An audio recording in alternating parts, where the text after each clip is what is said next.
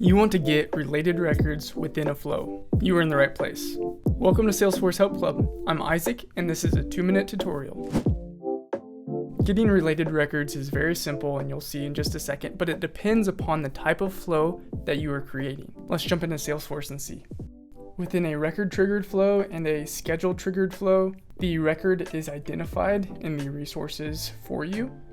So that makes it very simple. For the screen flow, you actually have to define that record, which is an extra step. So let's go ahead and start with that.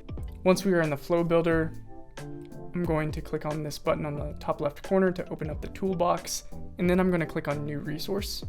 I am going to select Variable, type in Record ID for the API name, and then for data type, I'm going to select Text, make it available for input, and be done. Now when I use this screen flow in a record page button or a record page component, the record ID of the record that I'm on is going to pass through into this variable for me. So now, just like I would for a record triggered flow, I'll click on the new element button here, select get records, type in a label, select the object. For this example, I'll just choose opportunities, and then in the field, I will choose the lookup field that I'm going to reference with this record ID. So in this example, I will assume I'm on an account record page and I'm trying to find related opportunity records. So I'll find account ID, set it to equals, and then for the value, I will use the record ID variable.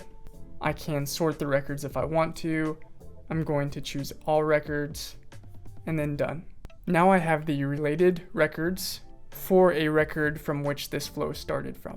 Depending upon what I want to accomplish, I could display those records in a data table, update those records with some sort of value, or loop through all of those records to do some sort of exploration or transformation. Check out my flow series for more on Salesforce flows. I hope this was helpful. Thanks for hanging out with me. See you next time.